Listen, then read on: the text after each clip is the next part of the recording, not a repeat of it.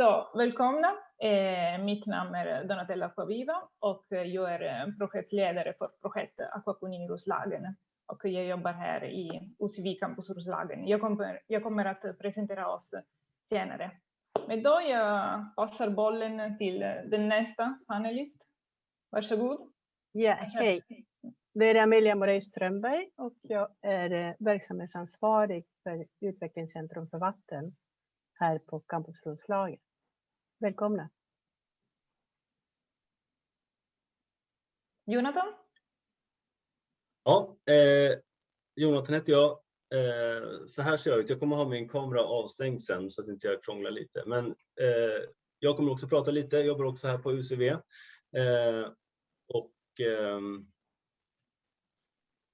Ja. Varsågod, Rasmus.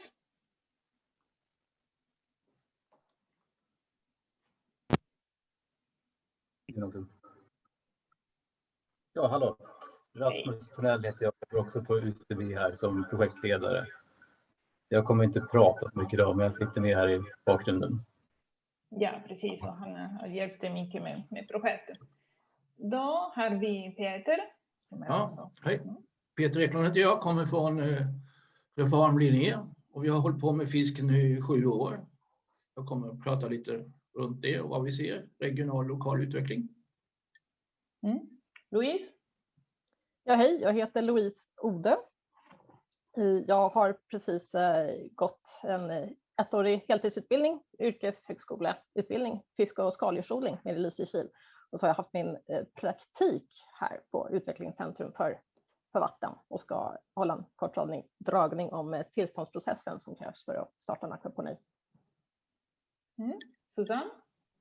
Ja tack, Susanne Ortmanns. Jag är verksamhetsledare på en förening som heter Stockholmsbygd som jobbar med att kunna bevilja projektstöd till satsningar som är bra för ett verksamhetsområde som vi har mellan Norrtälje och Nynäshamn, och vi har beviljat stöd till det projektet vi ska höra mer om idag. Okej, tack så mycket. Today we have a full agenda, so I will first start giving an introduction on aquaponics, and then I will go more into the project and the results. Then my colleague Jonathan will talk about our experience with the aquaponics demo, and Louise, as she said, will present an example of permit process. Then after the second break, Peter will talk about municipal and regional food production, and Amelia will present our future plans. Then we will have some time for questions. We will answer to questions after every presentation, but then also at the end there will be some time for questions. And then finally we will conclude the day with Susanne from Leader. So the project and also this day is financed by Leader Stockholmsbygd and Jordbruksverket, the National Board of Agriculture. I will first start by presenting myself again and the company. So as I said, my name is Donatella Akvaviva, and I work as a project manager here at Utvecklingscentrum för vatten, which is a department of Campus Roslagen. My background is civil engineering, hydraulics specialization. Campus Roslagen is a municipal company in Norrtälje in the Stockholm region, and we work with different projects related to sustainable use of water resources. And especially our focus areas are decentralized water and wastewater systems. We work with projects tackling eutrophication, for example, wetlands and constructions and restoration. And we also work with the water, food and energy nexus. And it is within this framework that we started working with aquaponics. So in this presentation, I'm going to talk about some of the reasons why we decided to work with aquaponics. Then I'm going to talk about what is aquaponics and existing systems in Sweden, and finally about opportunities and future developments. So since here we work with the sustainable use of natural resources, we decide to work with aquaponics because there are several challenges that the food sector has to face. I mentioned that we work with the eutrophication, and two of the main contributors to eutrophication are agriculture and aquaculture. Also, agriculture is a sector that more than others is particularly affected and will be also affected in the future by climate change. And we are overusing our resources. So with intensive agriculture, but also aquaculture, we are really impoverishing our soils and our seas and oceans from the resources. Also, we have to think of some societal challenges. The world population is expected to be 9 billion people in 2050. 70% of them will live in cities. Then if we look at Sweden, the country is strongly dependent on food import, especially for fruit, vegetables, and fish. And then from the point of view of consumers, there is the need of eating safe, sustainable, and locally produced food. So we need to rethink of our food sector, and we need a food sector that can nourish the world in 2050, while at the same time respecting the environment and gaining consumers' trust. To face all these challenges, new food methods are emerging that make a better use of natural resources while implementing a circular economy that preserve biodiversity and that also allow the relocation of food production in urban and peri-urban environment. And aquaponics is part of these new methods. Let's see what is aquaponics. So aquaponics is the combination of aquaculture, which is farming aquatic animals, and hydroponics, which means growing plants in water. It is based on the interaction among fish, bacteria, and plants. And the idea is to produce food by reducing the environmental impact. The system is a closed loop where water and nutrients are recirculated, and it happens in a controlled environment. So let's see how it works. Aquaponics is not something artificial, it's something completely natural. And here we can see this is a very simplified scheme of the nitrogen cycle.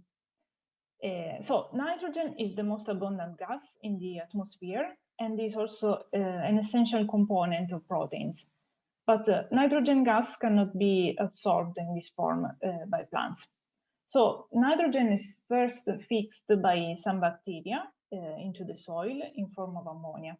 And then in the soil, the ammonia is transformed in the ion ammonium, which is a form of nitrogen that plants can absorb together with nitrates. Then when animals eat plants, they absorb the nitrogen compounds necessary to build up proteins. Then when plants or animals die, or when there are excreta from animals, there are other bacteria and fungi that decompose the organic matter into ammonia again. And then we have another process that transforms the ammonium into nitrate, which is called the nitrification, and it happens in aerobic conditions. It means that it needs oxygen to happen. And then finally, the nitrate are transformed back into nitrogen gas in a process that is called denitrification, and it happens in anaerobic conditions instead. In an aquaponics, we are here. So aquaponics is based on nitrification, and we have to recreate the environmental conditions necessary for it to happen. If we look a bit more into nitrification, so it consists in a two-step oxidation. So first, the ammonium is oxidized into nitrite by a group of bacteria called ammonia oxidizing bacteria, and the most common group of these are nitrosomonas. And then the nitrite are oxidized into nitrate by nitrite oxidizing bacteria. And the most common type of this bacteria are nitrobacter. So this reaction, this process needs aerobic conditions. And then in general, in aquaponics, it's good to have a good level of oxygen for the nitrification to happen, for the fish and the plant to thrive, but also because we don't want to lose the nutrients. So if we go into anaerobic conditions, then the nitrate are transformed back into nitrogen, and we don't want this. Let's have a look on the system components. So we start with the fish tank, where we have to provide fish feed. Then the nutrients rich water goes into a mechanical filter that allows the settling of bigger particles. And then from there, the water goes to a biofilter that its function is to facilitate nitrification. Then we have the growing beds. And then the water that is cleaned after all these steps can go back to the fish tank. And then we need to supply to the system energy for the pumps to work and the lights, and also oxygen, as I said before. And oxygen in this case is more integrating oxygen from the atmosphere, so by using compressors or aerators. In an aquaponics, it's not so common to add liquid oxygen as it happens in intensive aquaculture. And also here I represented the biofilter as a separate component, but if the growing bed is a media bed, so for example with the LECA or gravel, then it has also a function of biofilter. So it doesn't have to be necessarily an external component. Why it's good to work with the aquaponics? So it allows to use only 10% of the water used compared to traditional agriculture. The yields are higher than soil farming. It allows to use less fertilizers. And this is very important if we think that, for example, phosphates are a finite resource, but also they are located mostly in Western Sahara. So there are also geopolitical issues in that regard. And then there are no nutrients runoff into the environment, so it prevents eutrophication. Then, very important, there is no use of pesticides or antibiotics. It is possible to grow indoor and to grow all year round. And then it does not need all the movements required in traditional agriculture, so it is accessible to more people to work with it. On the other hand, the cons are that the initial investment is high. One has to deal with the complexity of both hydroponics and aquaculture, and it is not possible to have an organic label for the aquaponics products in Europe. And actually, the new organic agriculture regulation that applies from this year is even more stricter, because it specifies that the plants have to be grown in living soil in connection with the subsoil and bedrock. And then also there is the energy need to consider from an environmental point of view. Now, let's have a look on the existing systems in Sweden. And this list might not be updated. Let's see. So we start, of course, with Paus, Naturliga. They are the biggest in Sweden, and according to them, the biggest in Europe. They are in Härnäst. They farm trouts, rainbow trouts, and they sell tomatoes that they also sell with this brand Paus Tomater. Then we have Blågrön Gotland, which is a campus for sustainable aquaculture. The center is a collaboration among Uppsala University, Länsstyrelsen Gotland, and the Gotland region. There are several projects ongoing about sustainable aquaculture, and there is also a demo for aquaponics. Odevata Fiskecamp in Emmaboda. This is a greenhouse, aquaponics greenhouse, where they grow exotic plants, but also flowers. This is not for commercial purposes, but for education and inspiration. Johannas stadsodlingar in Stockholm region. They are selling their salads and spices, and the fish are trout. And this system has been created through a Vinnova project. Then Björn Olivusson system that maybe many of you have visited. This is an aquaponics greenhouse in Haninge. He has fish, he has tilapia and pacu, which is a sort of vegetarian piranha, we can say. And he has exotic plants. Here we can see bananas. Gröna Solberget now has been moved to Slakthusområde in Stockholm. This is also for education and inspiration. It's a small-scale system. Then it's us. It's a small-scale system here in Norrtälje. We have tilapia and we grow salads and spices. And also it's for education and inspiration. And then they don't have a system, but I thought it was interesting to mention EcoBlue. They're selling this small aquaponics aquarium. And they also have this app for kids to learn about aquaponics and the nitrogen cycle. Then let's see what is needed to make aquaponics more sustainable. So the fish feed contributes to a large extent to the sustainability of aquaculture in general. So there is the need to look for more for alternative fish feed. Maybe integrating food waste from other processes. Also in municipalities, there are many resources that are not used or exploited, and they could be, it is possible to create a symbiosis with aquaponics. For example, as resources, I mean spaces, buildings, but also waste heat from industrial processes. And then there is the need to use renewable sources of energy for aquaponics to be more sustainable. Then also to help the development of the sector, more comprehensive sustainability and life cycle analysis are needed.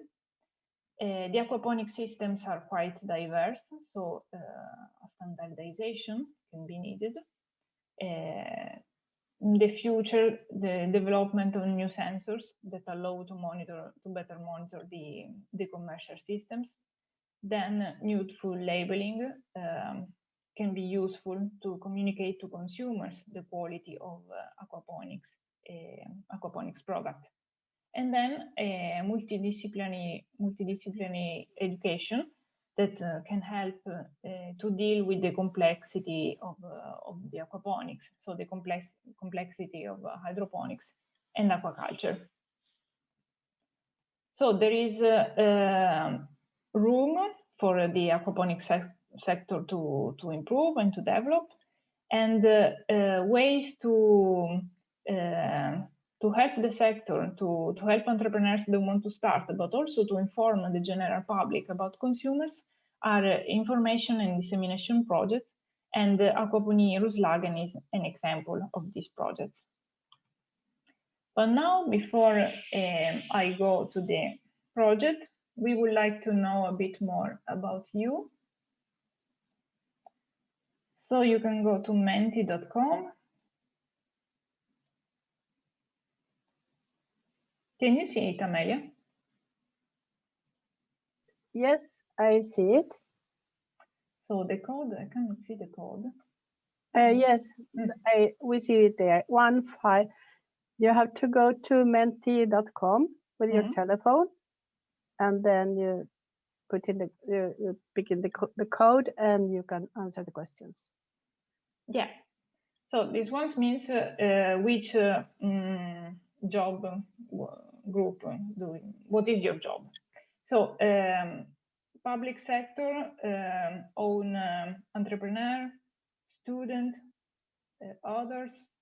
Then I cannot see the other.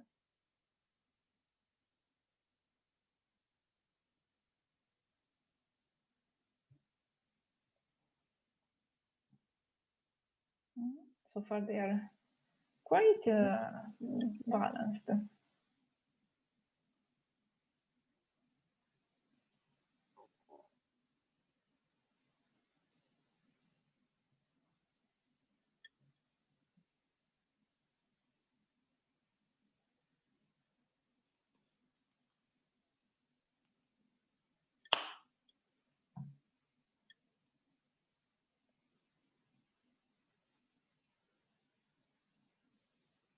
Mhm.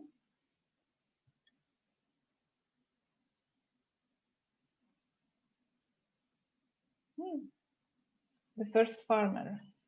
Yes. Now we have colleagues from the public sector.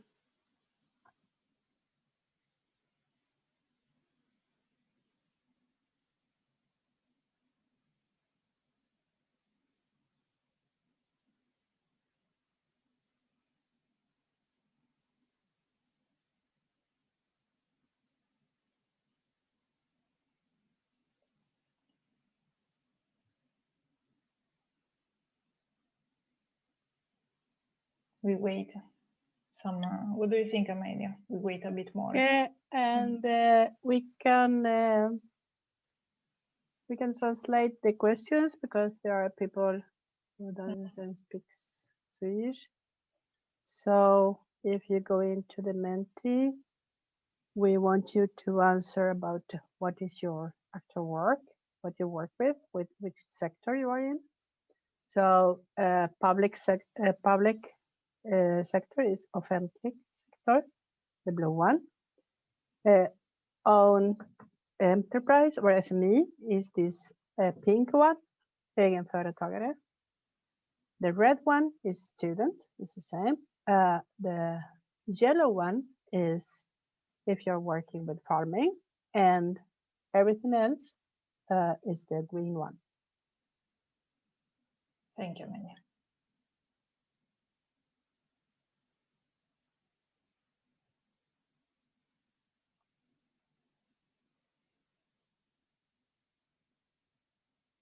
During the time, I have some questions in the chat and in the QA, and one of the things are to several questions about how to get funding or help for start initiatives, and we are building this aquaponic center just to try to help you in that question. So after our presentations, we're going to send you our contact form, and then we can talk about what they are going to do in the future about supporting this kind of initiatives. And it's very, very nice to see that there's so many initiatives now. Yeah. So we can go to the next question, I think. Yes. So this is what type of system are you interested in? So the first one, the blue, is a commercial. Then the pink is for visit and inspiration. The red for hobby. Now they disappeared. The yellow is growing food for your own production. And then the third one, you don't want to build. You're just interested in listening.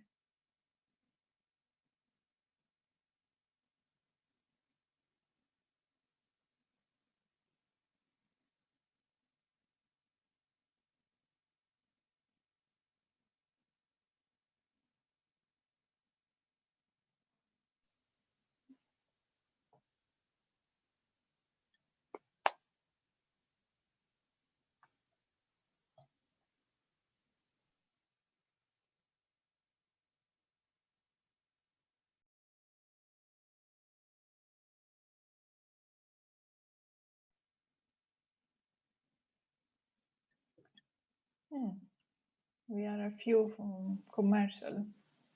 Yeah, very interesting. Yeah. Half of them about commercial. And self support is very interesting too. Absolutely. But everything is interesting. But yeah. yeah. The goal of our project is to encourage to the commercial and the self-sufficiency. Yeah.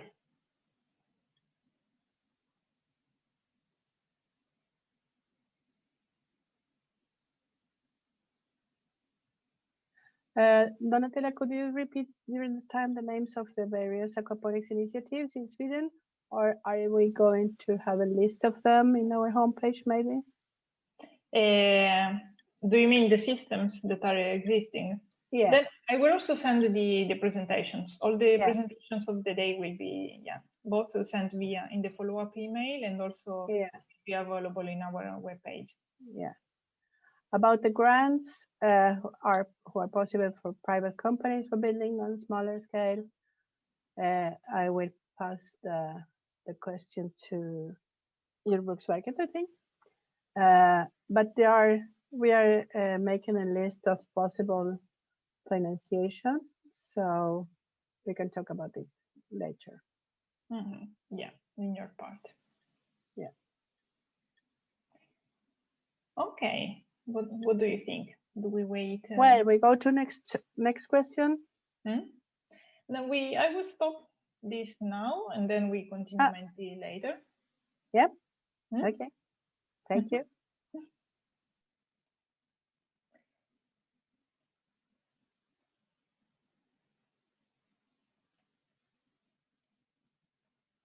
Okay, and now we go more into the project. Can you see it full screen? Yes. Perfect. So we go more into the project, Akvaponi Roslagen. The project is financed, as I said, by Leader Stockholmsbygd, which is the organization for the rural development in the Stockholm region, and the Jordbruksverket, the National Board of Agriculture.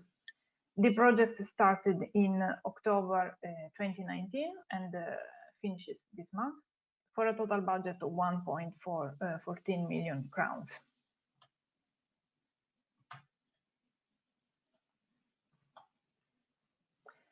So, okay, in this presentation now I'm going to talk about what are the project goals.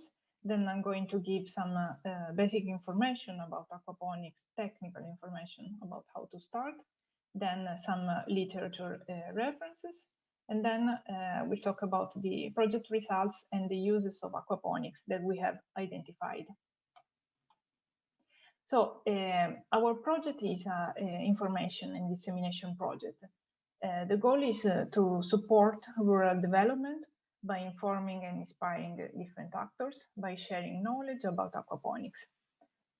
What we did in the project has been to gather knowledge about aquaponics, so both for us to learn, but also in terms of creating a network of aquaponics professionals. Then we had communication activities to different stakeholders, and we also had education activities for schools, for children, to teach them, to show them an example of a circular farming system. What are the benefits for the rural area? I mentioned before the eutrophication, so how an aquaponics prevents the runoff of nutrients into the water bodies. But also we have to think that in Sweden, farmers in rural area, most of them, are not connected to the municipal network. So the water source is the groundwater, are the groundwater resources.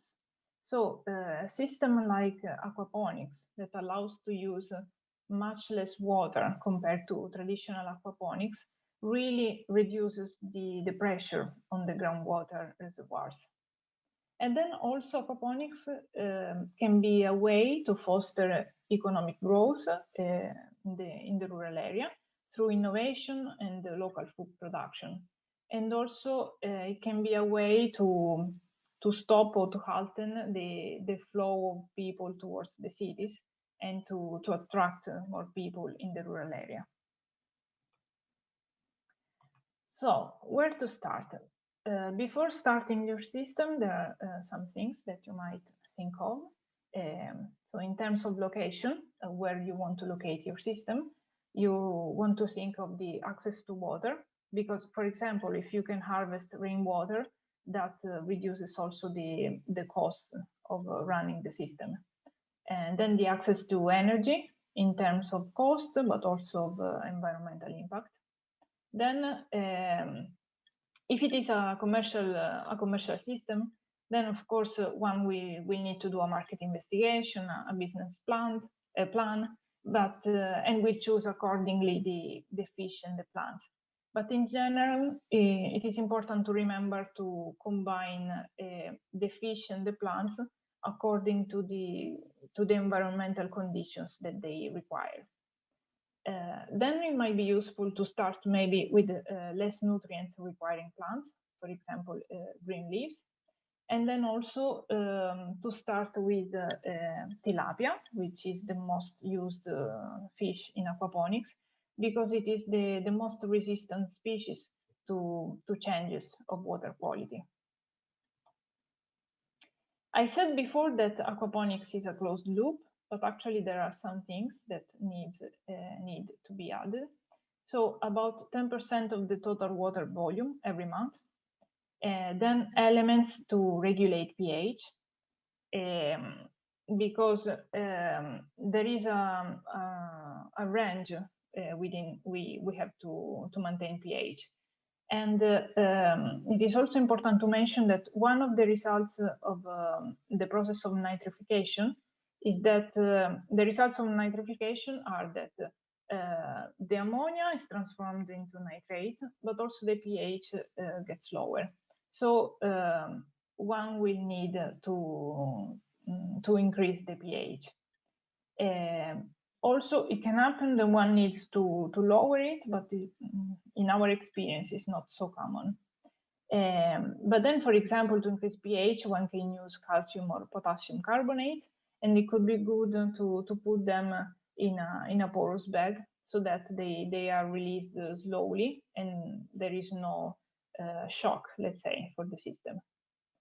Then, in terms of nutrients for the plants, we have to think that the nutrients come from the fish food. So at the end, we need to add everything that is not contained in the fish food. So phosphates and all the macronutrients. And then it can be useful also to add bacteria that can facilitate and accelerate the nitrification process. But let's have a look more into nitrification, because it's really important to understand how it works, and later I'm going to give some references where one can read and study better. So the nitrification is really the core of aquaponics. This is carried on by some type of bacteria, but actually they are not the only type of bacteria, while the microbiota in an aquaponics is quite diverse, and its diversification depends on different factors. The optimal conditions for nitrification to happen are a pH of about 8 and a temperature of 25-30 degrees. And then other factors that can influence nitrification are the oxygen and nutrient content, the organic matter content, which influence the carbon-nitrogen ratio, and this can also influence nitrification. And this basically means that it is important to get rid of the bigger particles, because otherwise nitrification can be hindered. So it is important to have a good filtration system and biofiltration. So as I said, aquaponics is based on the interaction among fish, plant, and bacteria. And each one of them thrives with different environmental conditions. Here I reported the parameters, the values for pH and temperature. I just chose these two not to create confusion. And then I chose tilapia species because they are the most used species in aquaponics. So here we can see that bacteria and tilapia require the same conditions, the same intervals in terms of pH and temperature, while plants thrive in other intervals. And then in an aquaponics, we have to find a compromise. And so the range where we work within in aquaponics is really a compromise among all the three requirements of the three components. And also this means that it is not the optimal condition for nitrification to happen. That is why it is important to have a good biofiltration. So in order to overcome this inefficiency, we can use a biofilter, and its function is basically to offer a bigger growing surface to the bacteria so that nitrification can happen.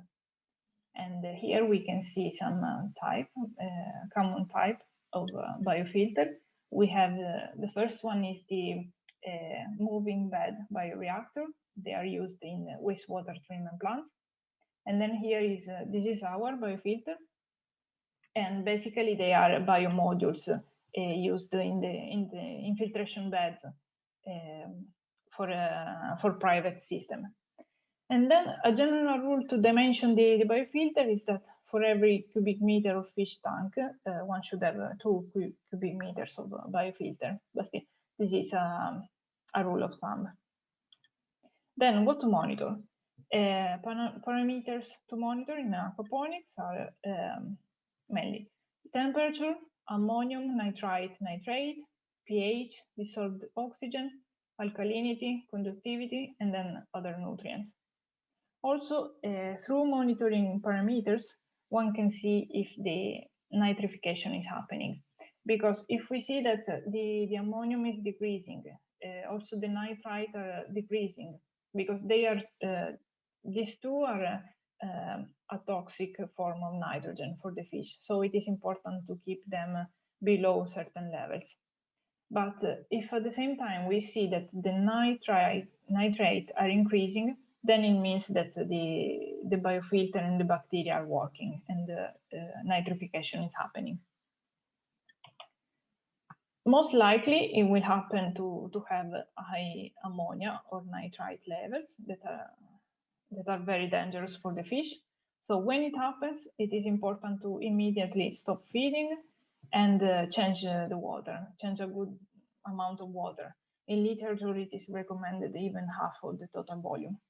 And then also adding bacteria can be useful in order to get back the bacteria to work and the nitrification to start again.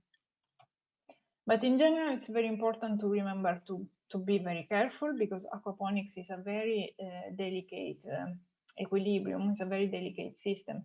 So everything we do has to be done slowly and carefully. For example, when we have to increase the food to give to the fish, don't increase too much. Also, don't harvest too much. When we add the elements to regulate pH, also that we have to be very careful with that, because it's really a delicate equilibrium. And then also other things very important that can take some time to an entrepreneur when he has to start are the permits. On verksamt.se, one can find a checklist of permits needed to start an aquaponics. But in general, it is important to contact the authorities with good time. And also, some municipalities might not be familiar with RAS, recirculating aquaculture systems, or aquaponics. So it could be good to have also a collaborative approach. And then we will have also a short report on this in our website. And later during the day, Louise will present an example of permit process. So where to learn? One, overall, the FAO, Food and Agriculture Handbook on Aquaponics. It is an open source. And we ourselves studied with it. So it's really a complete source. Then also these two books are quite complete. The Aquaponic Farmer and Commercial Aquaponic Systems. These two are more advanced, recirculating aquaculture and aquaponics food production systems. In my opinion, they can be recommended for biologists. And then in Swedish, we have only this, Fiskehus, which is a handbook on suitable fish species for aquaponics. It has been done by Refarm Linee, and they also have some Excel file that can be useful to start doing some economic calculation. And then we created, in our project, we created a webinar series where every time we invited a different expert to talk about a different topic in aquaponics. So the webinar, this is a direct link. There is a YouTube channel, and you will be able to watch again all the webinars. Also, the previous presentations are available, and we did also a short video for the kids, for the schools. Then, what have we done? So we have built an aquaponics demo here in our house, in our premises. The demo itself, the material is not financed by this project, but we used it. It was very useful for us to learn, to gain a lot of experience while running it, and also we used it to do school visits. We have tilapia, salad, spices. We have two types of beds: the deep water culture, this one where the roots are completely in water, and this one is a media bed. Here we can see better. And later, Jonathan is going to talk more about the demo. And this was a coffee plant that we received from Björn Olivsson before we started the project. Then, in this project, we investigated different uses that can where an aquaponics can be applied. So not only the commercial use. And actually, an aquaponics, as all the gardening activities, can be used to improve the well-being of citizens. So a social use with this goal can be really interesting for aquaponics. And actually, during the project, we have been in contact with the residents of Bouviera. Bouviera is a real estate for senior dwellers, and we can say it's at the border between the rural and the urban area. These are pictures from Bouviera. This is their winter gardening. And actually, they are very interested to start an aquaponic system for recreational activity, and we have applied to create the system. The application is part of a bigger European application, but it will be interesting if it happens to monitor and see and follow it up. Then there is also a question, and it would be interesting to see to see how communities in rural areas can be more self-sufficient in regard to food production. And here in Sweden, there are these samfälligheter, so community associations that could also use aquaponics for the scope for being exactly more self-sufficient.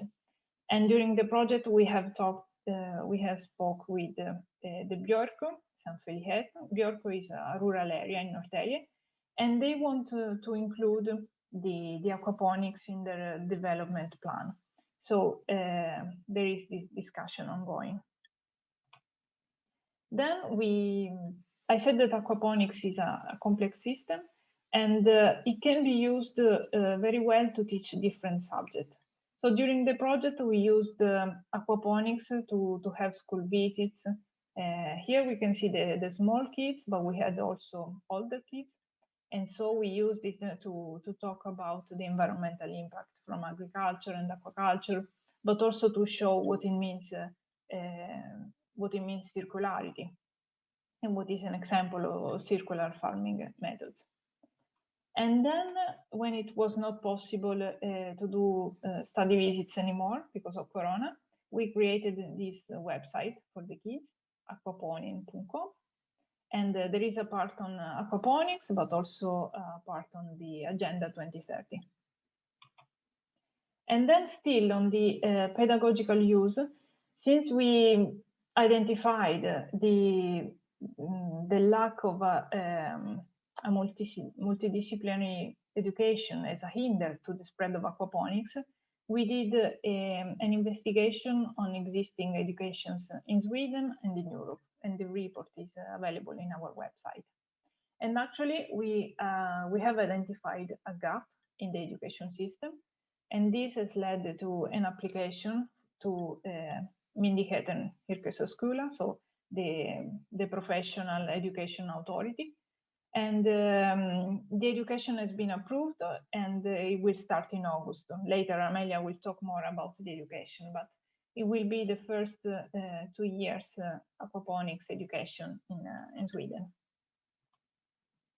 Then also we have investigated if there is the demand in the HoReCa sector. HoReCa stays for hotels, restaurants, and catering, and in supermarkets. If there is both the demand for aquaponics products, but also if these businesses are interested in including aquaponics in their activities.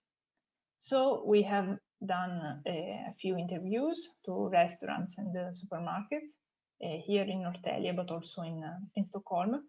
And we tried to understand what do they value as in terms of raw materials, to see if there is market for aquaponics products in this region. So we can see that they value locally produced food, seasonality, low food waste during the production. Food labels are important in order to communicate to consumers, animal welfare, of course, the purchase price. And then especially the supermarkets are interested in producing their own vegetables. And then, of course, the commercial use. So in our project, we had different events and dissemination activities. And we know that there are at least 3 entrepreneurs in Roslagen that want to start a commercial system. We created a network of aquaponics professionals. And then we created the professional education that it is a way to foster the aquaponics sector. And then, as we said before, later Amelia will talk more about our future plans. And so, okay, for now, that's all from for our project. Then I don't know if there are questions. Well, there are a lot of questions and comments. Some of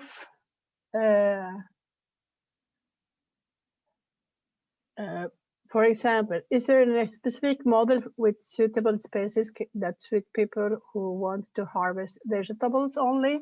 For example, for vegetarians? I'm not sure I understood the question. Is there any aquaponic that has species who are suitable for the ones who only wants to harvest vegetables? Ah, you mean using let's say using the fish as an engine? Well, actually, yes, because then the fish, they live many years, and actually it is what we do. Also because our system is not commercial, so we have our fish, and the goal is only to provide the nutrients to the plants. And also it is important to mention that the profit in an aquaponics comes mostly from the plants. So yeah, absolutely. Another question, where did you get the fish?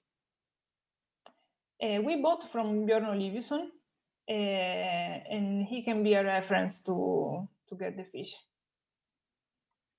There is a comment from SLU telling that we are working with various projects using fish waste as organic fertilizer to replace inorganic fertilizers. We also want to monitor biostimulants effect on fish waste on plant growth. So there is a lot of comments and information from SLU. Thank you very much. Yeah, thank you. Then what micronutrients did you add? So we have a solution for plants, aquarium plants. But basically, they are iron, calcium, magnesium. But also, it is important to learn to read the plants, let's say, because when they have lack of nutrients, they start having different types of spots. So depending on the spot or the color or where it is placed, that means the lack of a certain nutrient. So we have a book with images that is a good guide for that. Otherwise, asking someone that is expert with plants. So yeah, it's a good way to understand it. Yeah. Another one is about the biofilter. How do you measure square meters in a biofilter? Because normally you talk about cubic meters. Like how is cubic meters versus square meters in biofilter? Well, their characteristics is to have a high surface volume ratio, but yeah, I'm not sure I can answer to this question. And if you need to add bacteria, what are the suitable sources? We have one, I think the brand is called Happy Life.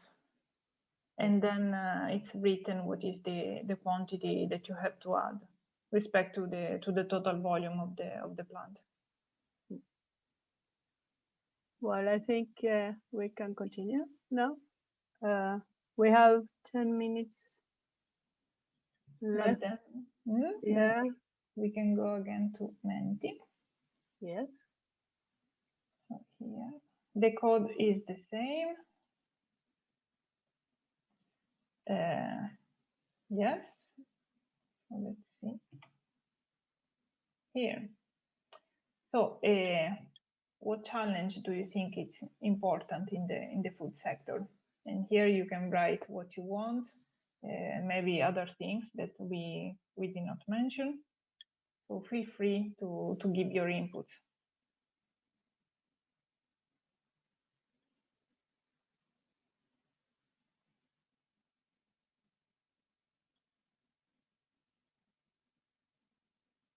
Waste.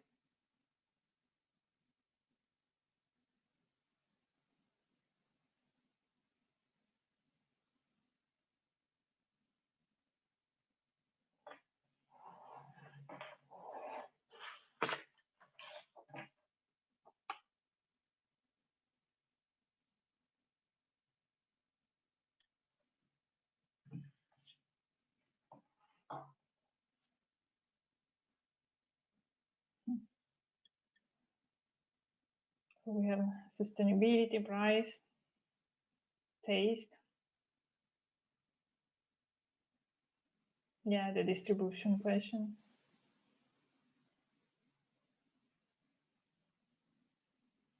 Yeah, land availability.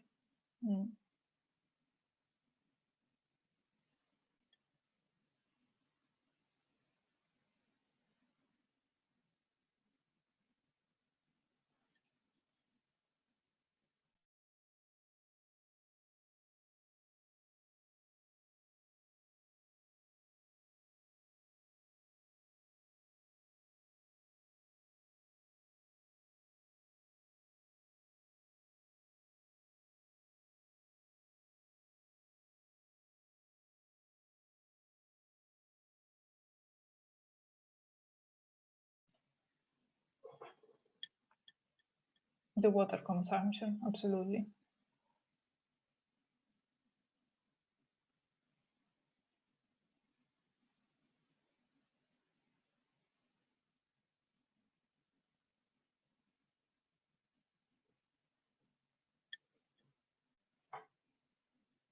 Many interesting inputs, Amelia, right?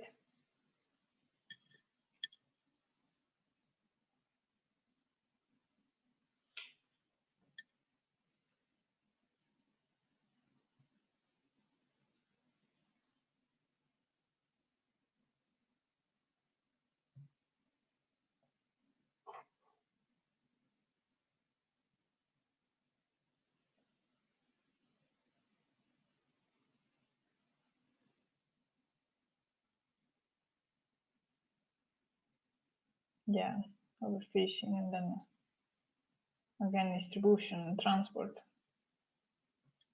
City production, how to make, how to grow our own food in cities.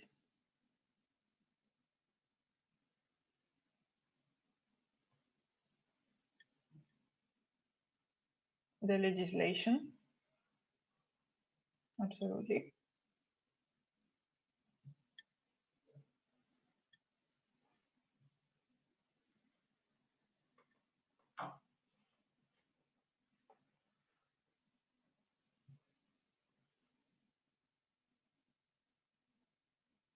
Should we go to the next question? Amelia, what do you think? Yeah, I think there is a question here who is about economics, and it relates to this that we are talking about. My question is if is it profitable here in Sweden to have the aqua system, because it seems to be expensive in picture one. As I said, the initial investment is important. Then it's not easy to answer because it really depends on the business plan. One needs to do a market investigation, and also to find maybe alternative business models. Like now, Pekkas, they are changing their business model. They are selling this small aquaponic system to supermarkets. So it really depends. And I think it's an industry in development. So we may see different things in the future now, because people are more and more interested. So it's a very, very immature market. So do you want to continue? Or we go to the break now, and then we can take the other question later. Yeah. So, yeah, the first break, we go back at 10:07, a bit before.